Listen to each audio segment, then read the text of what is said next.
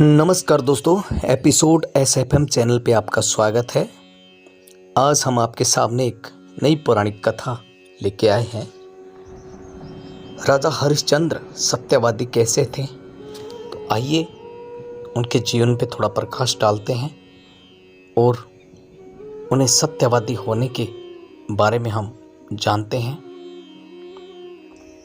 सत्यवादी राजा हरिश्चंद्र एक उदार और सत्यवादी थे। उन्होंने एक बार जो वचन दे दिया वो उसको कभी नहीं मोड़ते थे। तो आइए जानते हैं। सत्य की चर्चा जब भी कहीं की जाती है तो महाराजा हरिश्चंद्र का नाम जरूर लिया जाता है।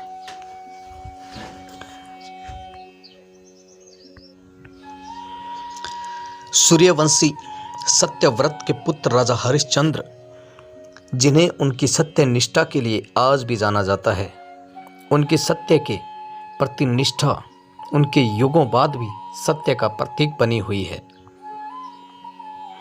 इनका युग त्रेता युग माना जाता है। राजा हरिश्चंद्र अयोध्या के प्रसिद्ध सूर्यवंशी राजा थे जो सत्यव्रत के पुत्र थे। ये अपनी सत्य निष्ठा के लिए अडिग रहे और इनके लिए इन्हें अनेक कष्ट सहने पड़े। ये बहुत दिनों तक पुत्रहीन रहे, पर अंत में अपने कुल गुरु वशिष्ठ के उपदेश से एवं वरुण देव की उपासना से इन्हें पुत्र प्राप्त हुआ।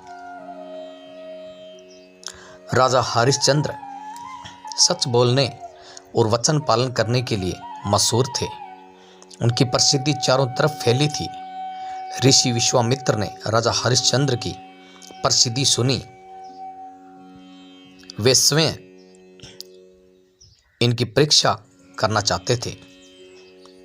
राजा हरिश्चंद्र हर हालत में केवल सच का ही साथ देते थे। अपनी इस निष्ठा की वजह से कई बार उन्हें बड़ी बड़ी परेशानियों का भी सामना करना पड़ा, लेकिन फिर भी उन्होंने किसी भी हाल में सच का साथ नहीं छोड़ा। वे एक बार जो प्रण ले लेते थे उसे किसी भी कीमत पर पूरा करके ही छोड़ते थे। राजा हरिश्चंद्र ने सत्य के मार्ग पर चलने के लिए स्वयं तक को बेच दिया था। इनकी पत्नी का नाम तारामती था और पुत्र का नाम रोहितास। ये दोनों भी धार्मिक चरित्र के थे। राजा हरिश्चंद्र ने यदि सपने में भी वाग्दान कर दिया यानी वचन दे दिया तो भी पीछे नहीं हटते थे। ऋषि विश्वामित्र की शक्ति से राजा हरिश्चंद्र ने सपना देखा कि उन्होंने अपना सारा राजपाट विश्वामित्र को दान में दे दिया था। अगले दिन जब विश्वामित्र उनके महल में आए तो उन्होंने विश्वामित्र को सारा हाल सुनाया, साथ ही अपना राज्य उन्हें सौंप दिया।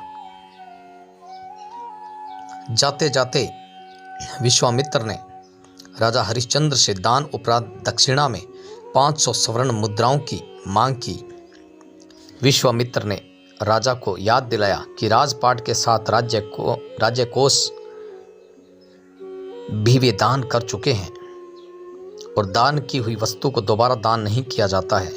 तब राजा ने अपनी पत्नी और पुत्र को बेचकर स्वर्ण मुद्राएं हासिल की, लेकिन वो भी 500 नहीं हो पाई। राजा हरिश्चंद्र ने खुद को भी बेच डाला और सोने की सभी मुद्राएं विश्वामित्र को दान में दे दी। अपनी मर्यादा को निभाया। राजा हरिश्चंद्र ने खुद को जहां बेचा था वह शमशान का चंडाल था, जो शव दाह के लिए आए मृतक के परिजन से लेकर उन्हें अंतिम संस्कार करने देता था। एक रात्रि को सर्प के काटने से राजा के पुत्र की मृत्यु हो गई। ऐसा है, रानी तारा रोती बिलखती अपने पुत्र को शमशान में अंतिम क्रिया के लिए लेकर जा रही थी। काली अंधेरी रात में जोरों की बारिश हो रही थी। बादल गरज रहे थे, बिजली चमक रही थी। और अभागन माता अपने पुत्र के शव को अकेले शमशान लेकर पहुंची। वहां पर राजा हरिश्चंद्र ने रानी को बिना देखे ही शमशान कर के लिए आदेश दिया। इतने में आसमान में बिजली चमकी तो उस बिजली की रोशनी में हरिश्चंद्र को उस अबला स्त्री का चेहरा नजर आया। वह स्त्री उनकी पत्नी तारामती थी और इसके हाथ में उनके पुत्र रोहितास का शव था। अपनी पत्नी की यह दशा और पुत्र के शव को देखकर हरिश्चंद्र बेहद भावुक हो उठे। उस दिन उनका एकादशी का व्रत भी था और परिवार की इस हालत ने उन्हें हिलाकर रख दिया। उनकी आंखों में आंसू भरे थे, लेकिन फिर भी वे अपने कर्तव्य की रक्षा के लिए आतुर थे। भारी मन से उन्होंने अपनी पत्नी से कहा कि जिस सत्य की रक्षा के लिए उन्होंने अपना महल, राजपाट तक त्याग दिया, स्वयं और अपने परिवार को बेच दिया, आज है उसी सत्य की रक्षा की घड़ी है। राजा हरिश्चंद्र ने अपनी पत्नी से कहा, तुम्हें शमशान में अपने पुत्र के अंतिम संस्कार के लिए निर्धारित कर देना ही होगा। रानी तारा कर के रूप में अपनी साड़ी का टुकड़ा फाड़ कर देने की कोशिश करती है। उसी समय आकाशवाणी हुई और स्वयं ईश्वर प्रकट हुए और उन्होंने राजा से कहा, हरिश्चंद्र, तुमने सत्य को जीवन में धारण करने का उच्चतम आदर्श स्थापित किया है। तुम्हारी कर्तव्य निष्ठा महान है। तुम इतिहास में अमर रहोगे। और राजा की ली जाने वाली दान वाली परीक्षा तथा कर्तव्यों के प्रति जिम्मेदारी की जीत बताई। हरिश्चंद्र ने ईश्वर से कहा, अगर वाकई में मेरी कर्तव्य निष्ठा और सत्य के प्रति समर्पण सही है तो कृपया इस स्त्री के पुत्र को जीवन दान दीजिए। इतने में रोहितास जीवित हो उठा। ईश्वर की अनुमति से विश्वामित्र ने हरिश्चंद्र का राजपाट भी उन्हें वापस लौटा दिया। महाराज हरिश्चंद्र ने समय को बेचकर भी सत्य व्रत का पालन किया। यह सत्य एवं धर्म के पालन का एक बेमिसाल उदाहरण है। आज भी महाराजा हरिश्चंद्र का नाम श्रद्धा और आदर के साथ लिया जाता है। चंद्र टरे सूरज टरे, टरे जगत व्यवहार में दृढ़ व्रत, हरिश्चंद्र को टरे न सत्य विचार। आज की कहानी में बस इतना ही। नेक्स्ट नई कोई पौराणिक कथा हम आपके सामने लेके आएंगे। तब तक हमें दीजिए इजाज़त और हमारे चैनल को सब्सक्राइब करना ना भूलें। ऐसी ही रोचक पौराणिक कथाएं व ऐतिहासिक कहानियां सुनने के लिए धन्यवाद।